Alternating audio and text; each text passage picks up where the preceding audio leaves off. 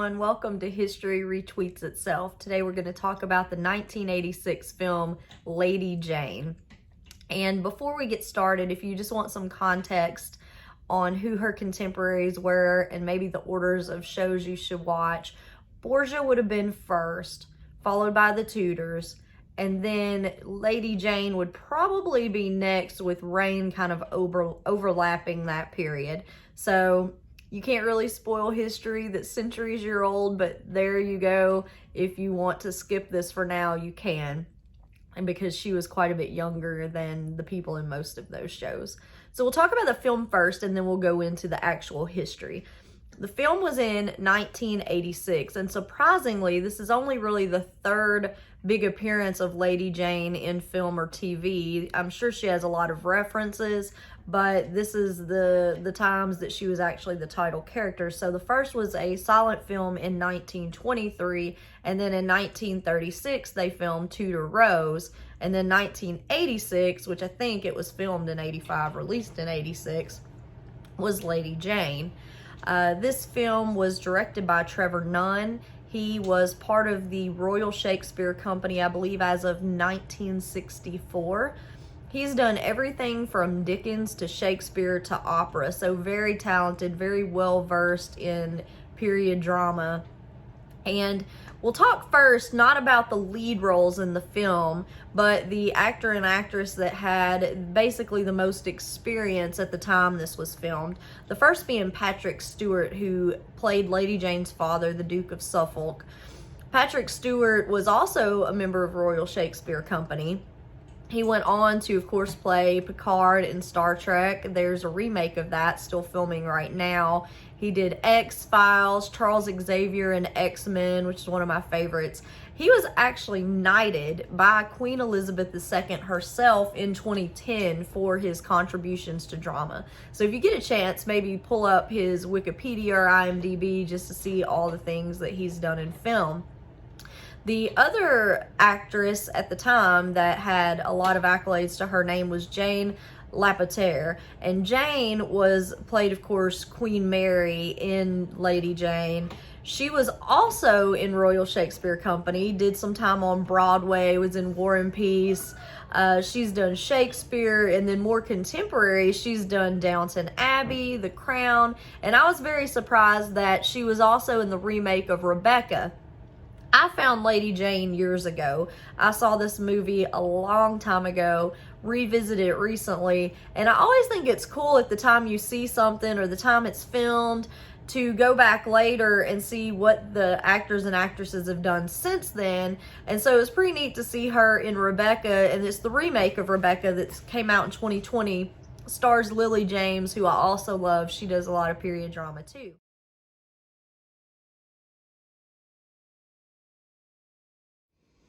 And this would bring us to the lead roles, which were Lady Jane Grey and Lord Guilford Dudley, played by Helena Bonham Carter and Carey Elwes. Now, those are household names today. We know that Helena Bonham Carter went on to play in Fight Club, was Bellatrix in the Harry Potter series, just an extensive career, lots of Tim Burton films. Carey Elwes, of course, was in The Princess Bride. He actually said in an interview at one point that he got the role in The Princess Bride after Rob Reiner had seen him star in Lady Jane. So this was really a film that kicked off their careers.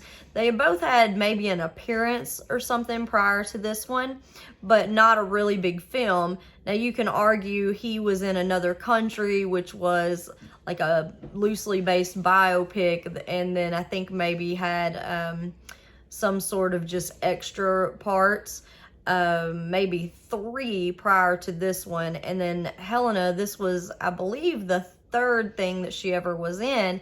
A Room with a View was obviously not a small role either. That was a huge film, won a lot of awards, but my understanding was that while that was released first, it was actually filmed later. So, you know, it doesn't matter. They were all so close together, but these were their breakthrough performances that launched their career. Again, you know, you could go through the filmography on either Wikipedia or IMDb, and it's very extensive. One thing to point out about Helena, though, she did not have any formal acting training. So where a lot of these people started out with Shakespeare Company, or they went to school for drama and arts, she did not. So her whole career has been based pretty much on natural talent. She actually got her start in acting because she was 13 years old and entered a writing competition, won, and then used the funds from that to get in some sort of actor's directory. So pretty impressive stuff there. As far as up and coming things for all of them, like I said earlier, Patrick Stewart is doing a revamp of Star Trek that is still in filming. I think they did some last year, some this year. Helena has 2 films that are in pre-production, I believe, and Carey has a few as well. So we will see more from all of them in the future, but it's kind of fun to go back and see what they looked like in 1986 and how this film at the time, which was only the 3rd about Lady Jane, launched not only their careers, but it probably was an inspiration for a lot of the period dramas that followed that. So another fun fact about Carey Elwes is, so both of them actually have, this was something obviously that was filmed when they were very young, but they both have political family backgrounds, some barons. Helena's, I think it was her great-grandfather was actually prime minister at one point. So families that, you know, did have some experience with this sort of Old English lineage, which is pretty cool. And one of the funniest things, I'm a big Charles Dickens fan, and I don't think it's been proven beyond completely, but Carey Elwes has a relative named John Elwes that may have actually been the real life Ebenezer Scrooge. He was even mentioned in some of Dickens' writings, and they think that he actually was the inspiration for that actual character. So anytime you see Scrooged or Christmas Carol, it may be a relative of Carey Elwes. Another interesting thing about Helena Bonham Carter is, if you are a Pride and Prejudice Jane Austen fan, what I think is the reigning production of that was the BBC version that was actually a mini-series, had Colin Firth and Jennifer Ely and Crispin Bonham Carter, who is a distant cousin of Helena. So there's that. So then we'll get next into some history, some fact versus fiction on this. So, fact or fiction? How historically accurate is Lady Jane? Who the heck are these people? What on earth is going on when this film opens up? And why should I care about any of this? That is what we're going to talk about next. So, for the first thing, historical accuracy. There are some people that are going to probably cringe when I say this, but it is fairly historically accurate with respect to the players involved and most of the dates and the general concept. Now that we've gotten that out of the way, and before people and scholars want to strangle me, it is extremely, extremely romanticized, and call it a sick sense of humor, but some of it is outright funny. But you know what? Here's the thing. It's a good film. It had a great director. Can we just give it some credit that we have a film about Jane Grey, given this was only the 3rd one, and we need to know about her. So so pros and cons, okay? So first, the cons to it are that it was highly romanticized. It is basically a romance movie, if you want to just be brutally honest about it. There are some things that are a bit inaccurate. Okay, there are a few things that are fairly inaccurate. And there are some things that, if you don't know the history and you're not well versed in the Tudors, you may not have a clue what's going on. But here's the deal. This is a short film. This isn't a series that goes on for seasons and seasons. So they had to put as much information in, roughly an hour and a half as they could and not make it absolutely confusing to the viewers. So that is one thing that you have to understand when something like this is a film. They're trying to selectively choose what they can include to get as much of the story told in that time as they can. The other thing is, even when something is romanticized like this, as long as it's not marketed as completely historically accurate, it gets people interested again in history. And the good thing about history, and especially the Tudors and the Borgias and some of these families, is I don't know why they even bother romanticizing or adding on to these, because they're actual stories. And I think that's what I love about them so much.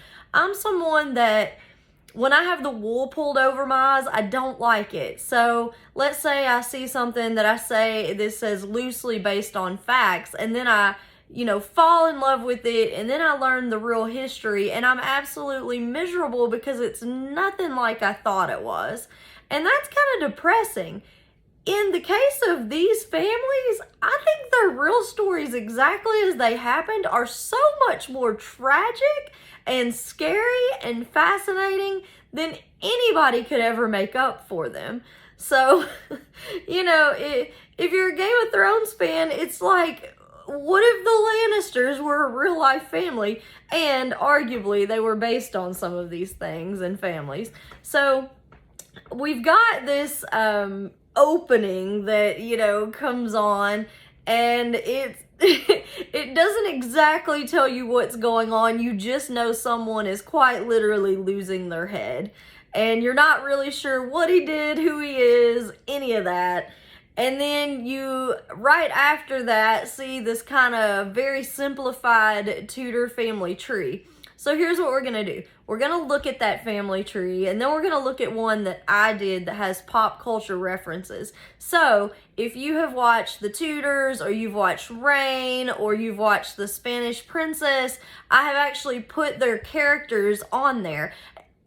And the reason that I did that was so that they would be recognizable to you. Because for some people that aren't just major history buffs, they don't know. If we put a real portrait of these people, you can put a caption, but they're not going to know who it is. And what's really confusing is when you watch all of these series and all of these films, all the actors and actresses start running together, just like the overlapping timelines. And that makes it complicated for people that, again, aren't living and breathing these things. It makes it complicated to keep up. So we'll go through all this. So let me get that, and we'll be right back. So this film opens with a screen that comes up and says that Henry VIII died in 1547. That is true. Then you get this screen that just tells you that Edward, his son, was 9 years old when he became king, and that he was basically ruled by the Duke of Somerset, and in 1552, the good Duke was removed. Well, call it a sadistic, sick sense of humor, but I find this hilarious because he was removed, all right. And in the next scene, you see exactly how he was removed, but it doesn't tell you why or really give you any context. And I promise, just bear with me, because the truth is so much more interesting than the fantastical portions of this. So again, we'll talk about it. Next, I want to get to the timeline and the family tree. Okay, so this is an actual screenshot of the film itself, and you can see this is very simplified. You would have Henry VIII at the top of this, and what it's doing is basically showing right here.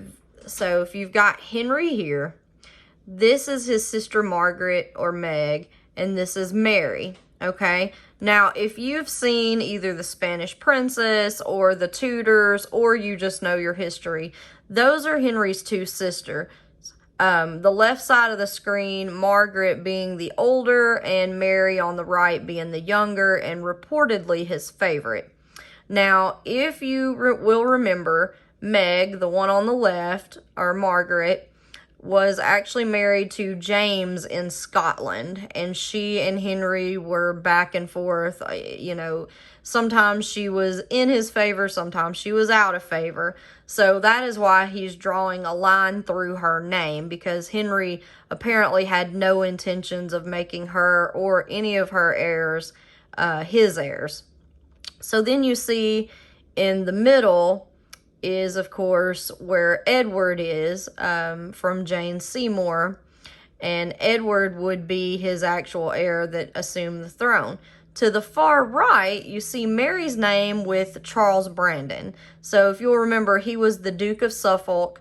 Mary had married the French king, and then insisted that if anything should happen to him, that she could choose her own husband, and she chose one of the king's best friends, Charles Brandon, without the king's consent, which almost got Brandon in trouble for treason, and Mary and Brandon ended up having to pay some fines, which were later reduced. But then they had a daughter named Frances. Frances then became the mother of Jane. And again, this is very simplified. There's a lot more siblings in this lineage. You'll see even the family tree I did, there were so many, so little room, and I didn't want it to be confusing. So please don't think that's all of it, but mine definitely goes into more detail than this one. But the point is, they want to let you know that Henry has passed away. He's left the throne to his young son. And with him being sickly, they were already trying to figure out if he should marry someone or who his successor was going to be. So this is the family tree that I had put together, and you can see immediately all the pop culture references. So right in the middle, we have Henry. I left his brother Arthur that died out of this because we're only talking about the succession and the people that were actually in the running for this. So if you look down, you can see that I've labeled each one of these. So all four of those guys in the middle are Henry. To the far left, obviously, the real Henry VIII. And then the Tudor rendition, the other Boleyn girl, and the Spanish princess. So these are all the guys that have played Henry in some series or film. And under that, I have the actors. So again, so if you take just my top line, this mimics almost the one shown in the film. So you've got Margaret on the left, and then you have Mary on the right. So these are the Tudor siblings. Okay, when Henry passed away, he left the throne to, right underneath his picture, his wife Jane Seymour's son. So let me scroll up a little bit. So what you have is Henry. Let's ignore the sisters for a moment.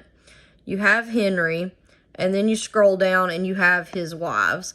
And the reason I have Jane in the middle, even though she's the third wife, is, to center in on who the actual heir was.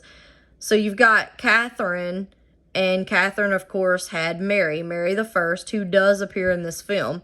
Now, a lot of people get the Marys confused, and there are a lot of them, I give you that.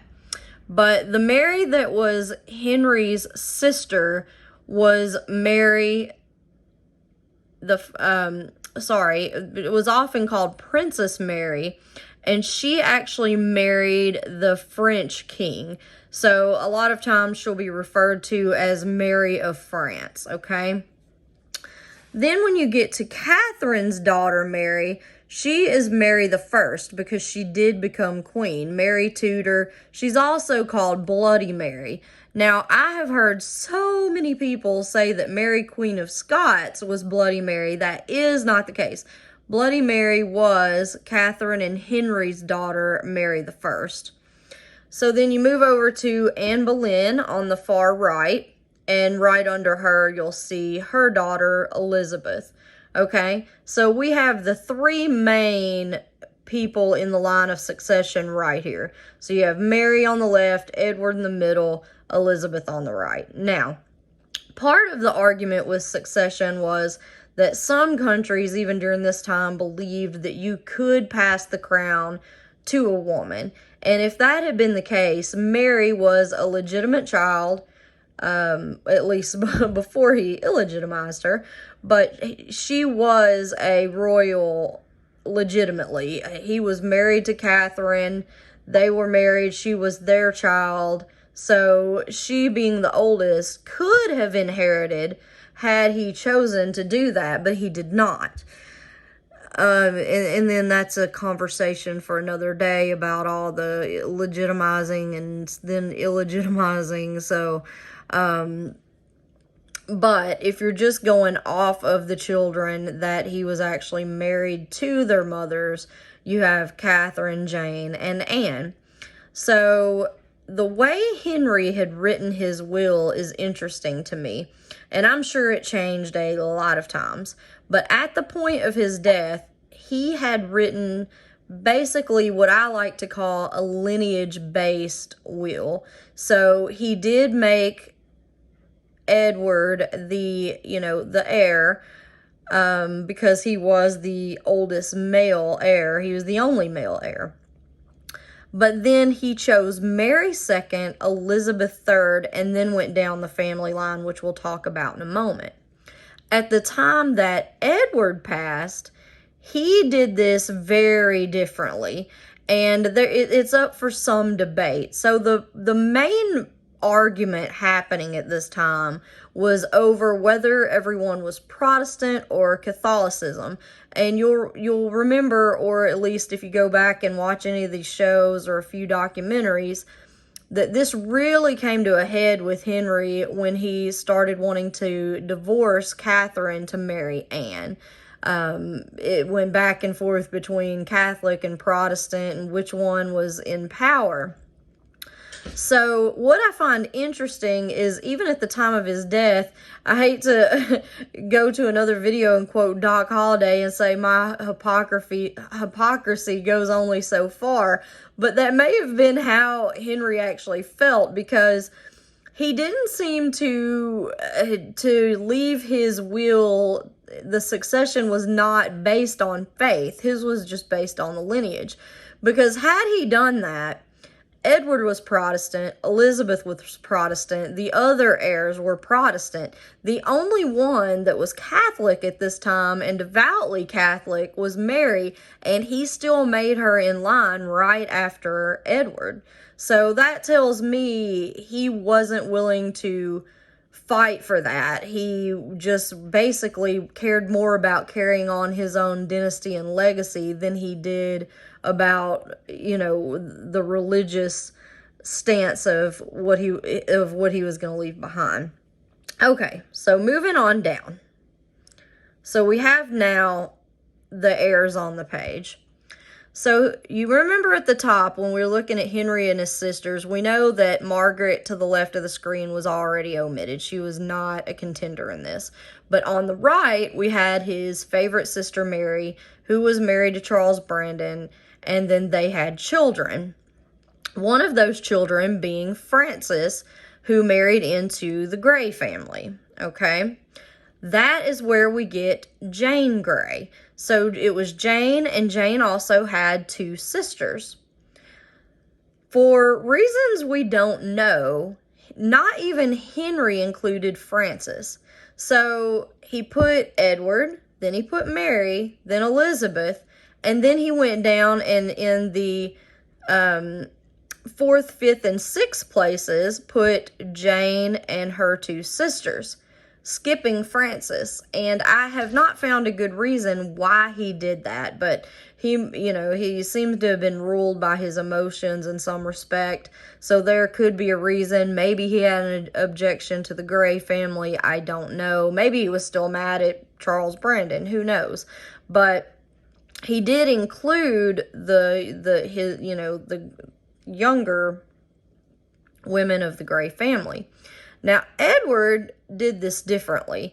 Edward was devoutly Protestant and wanted to keep a Protestant on the throne. Now, there is some back and forth about what his situation with his sisters were.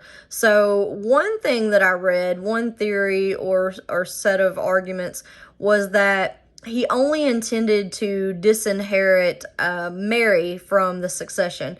he only wanted to take her out because she was Catholic. And he was told that if he found a way to keep her illegitimized so that she couldn't rule, he would have to do the same for Elizabeth, just because of the circumstances. So he couldn't get rid of one of his half-sisters without the other. Now, I don't know about you. I'm not sure I completely buy that, because they tended to do whatever they wanted. So I don't know that that would have really kept him from making up his mind. But his way of doing this was to go straight to Jane, her sisters, then back up to Elizabeth and Mary. So very interesting in the order differences in the two kings. So my way of looking at it was Henry was doing it to protect the dynasty, and it was lineage based and family based, where Edward was more worried about religion. So down here you see we have some notes, but this is the tree. So Jane being the great niece of Henry VIII, and she was the granddaughter of Henry's sister Mary and his friend Charles Brandon. So we'll stop here for a minute on the family tree, and we will have some more discussion. Okay, so circling back to who are these people, let's start with the opening of this film. So we see that it's saying that the Earl of Somerset was being removed. So what that actually means, and I guess I'll reference the Tudors series because that's where I've seen the Seymour family most prominently portrayed. So if you'll remember, after Anne Boleyn was beheaded, Henry married Jane Seymour, and he was very set on having an heir, and Jane did actually have one child, a son, and then she died shortly after. The son was under the protection of her two brothers. So her brothers' names were Edward, who was the referenced as Somerset, and then Thomas, who was Baron of Sudeley, I think Baron of Sudeley Castle. So let's talk about this, because what happened here, they didn't mention Thomas in this film at all, but it kind of started with him. So it all came to a head because of basically Thomas being jealous of his brother Edward. So when Henry VIII passed away, the Lord Protector for Edward VI, his son that eventually became king, he was 9 years old, so he had to have someone over him. Henry's idea was that the Privy Council and a group of his advisors would help this child.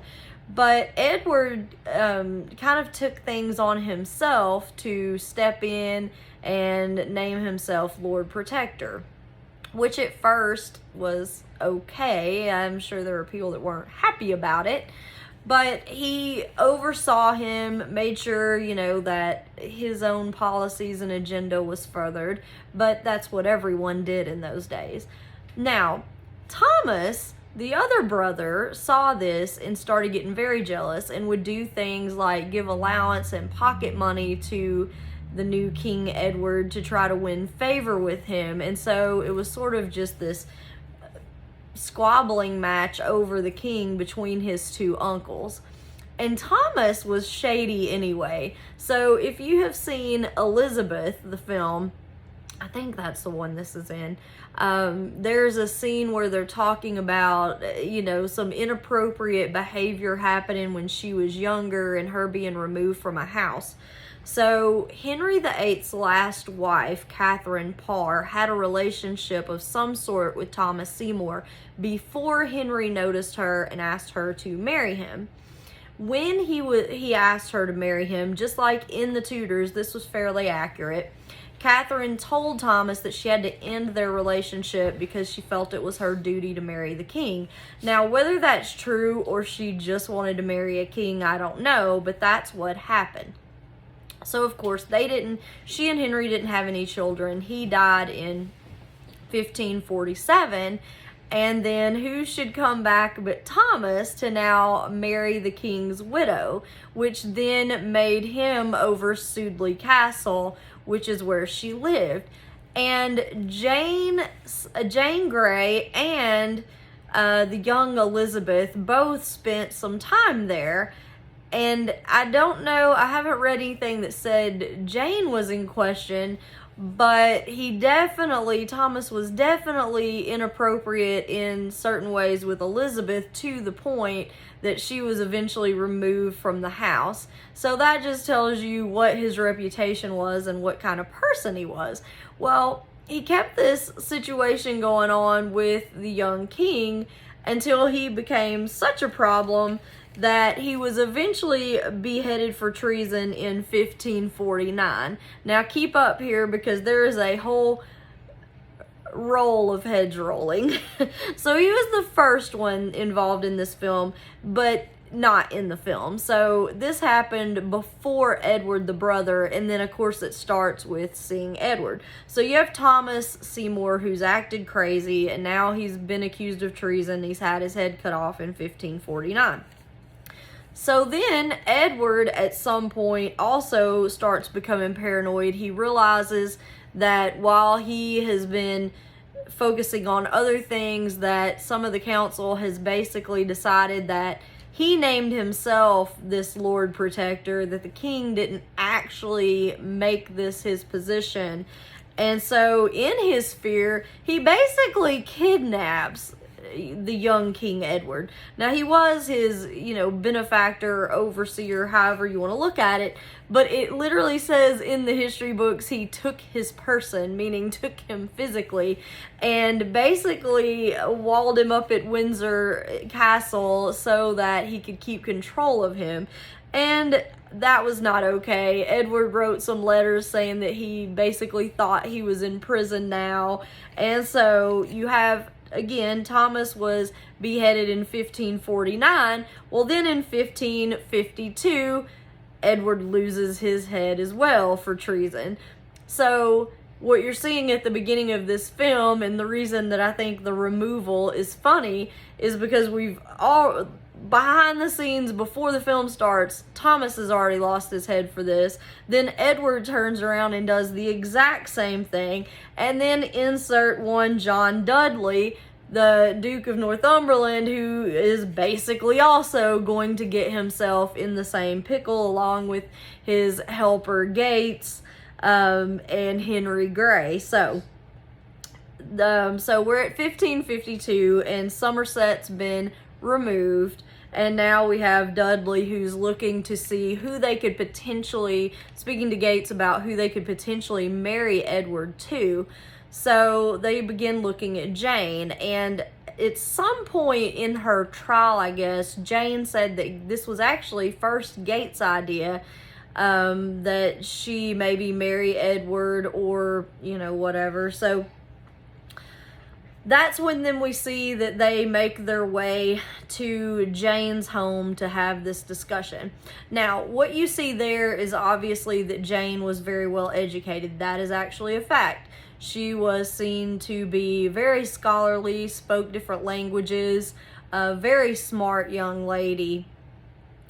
Also, not the best relationship with her family. So those uncomfortable scenes where you know that they have basically beaten her to get her to marry this guy, you don't know if that was exactly how it happened, but there is written correspondence in her own hand stating that her parents were horrible to her and that she did not like living at home there, which just makes her story so much more sad and tragic. So if you look at it like this, here you have this sweet young girl, which we can assume, that doesn't want to do anything except educate herself and basically be left alone. So then you have them first want to marry her to the king. And then when they find out he's not going to be around long enough, then they want to marry her off to Guilford Dudley. And she is not in favor of any of this, basically. And that's why she got the nickname the Reluctant Queen. So then they force this on her. She becomes queen for 9 days. And the next thing you know, they want to take out her cousin Mary, who her mother had a relationship with. She, knew and had very little say in any of this, and then ultimately ends up executed for it. So super unfair, to die at 16 or 17 years old for a kingdom you really didn't even want control of. So, you know, again, super sad. Now, the relationship with her and Guilford, it was super romanticized in the film. That's not actually true. Now, there were some points in time when people said, oh, you know, she didn't like him at all, she never saw him, various things. It does look like they probably didn't spend much time together. They definitely weren't off causing a revolution and gallivanting in the countryside. None of that happened. She did have to, was, it said, obliged to stay with his parents. But this was all a very short time, and it just wasn't like that. There wasn't enough time. They weren't alone enough for any of these things to have really taken place. Now, it does seem that she had some respect for him, and there are some reasons to think that. There was one account that one of the last things she said when she saw, you know, that he was being taken to be executed, something to the effect of, oh, Guilford, Guilford. It was not a sobbing lament of, you know, of young love that died. It wasn't any of that, and she definitely wasn't talking about him in her last moments. But she did probably respect him, and used in her last letters, did sign her name as Jane Dudley. Now that could have too just been to keep, because what incriminated her ultimately was that she had signed herself as the queen on some documents, so it could have also been to avoid that, but she could have written Grey if she had really wanted to, and she wrote Dudley, so there is the idea that she at least had some respect for the guy that she married and didn't just absolutely hate him or want to see him executed. So then, as far as other inaccuracies, again, most of the things are real in that, you know, Mary, she was aware of Mary. Mary was very much aware of her. She didn't really want all of this. It was very much pushed on her as a political play. They did, on his deathbed, get Edward VI to leave the kingdom to her, so, you know, that did, all of these things did take place. It's more the dramatic sequences and details that are off. So the first being obviously her relationship with Guilford, the other one being the relationship and the heroic saving moments of her father at the end. So in the film, it's very much, so the way the film plays this out is that they put Jane on the throne, and then there's all this stuff about her and Guilford and their political aspirations. There's nothing to say that any of that happened. For all we know, it was basically a very short relationship. It was all for political gain of the adults in the room. She had probably very little say, if any, in anything, and was uncomfortable with pretty much everything that was going on. So that we know is romanticized. The other part was, again, her relationship with her father. Now, he was reportedly bad to her. She did not have the best home life, family situation. She didn't, you know, she probably did seem very much the black sheep of the family.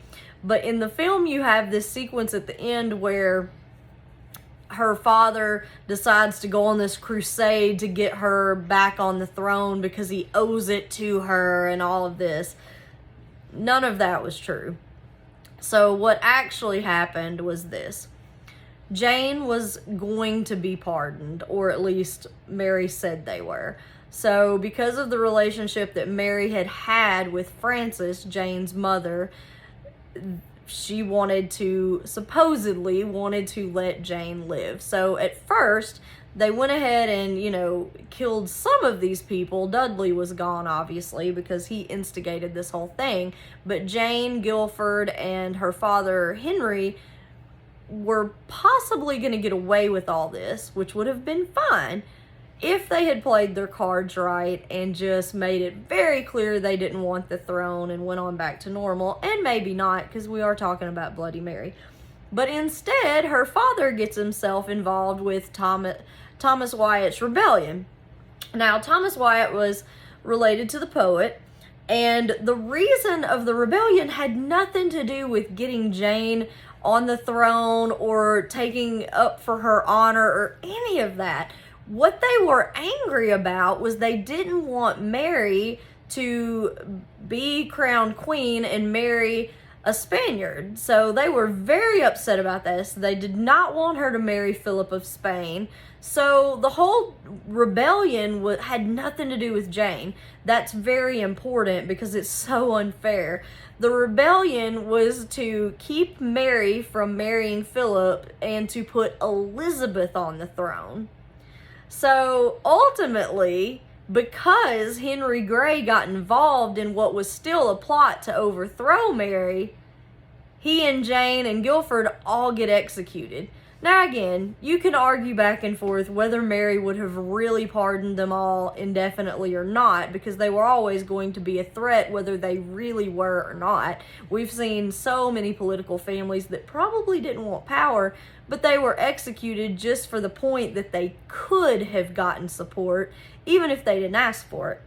And so yet you have Henry Grey, who goes out here knowing his daughter's in the Tower, knowing everything's on the line, and he gets involved in this rebellion that has nothing to do with Jane. Just wants to put Elizabeth on the throne. And Mary is like, this was too close to home. He's out there doing a rebellion, his daughter, and she executed them all.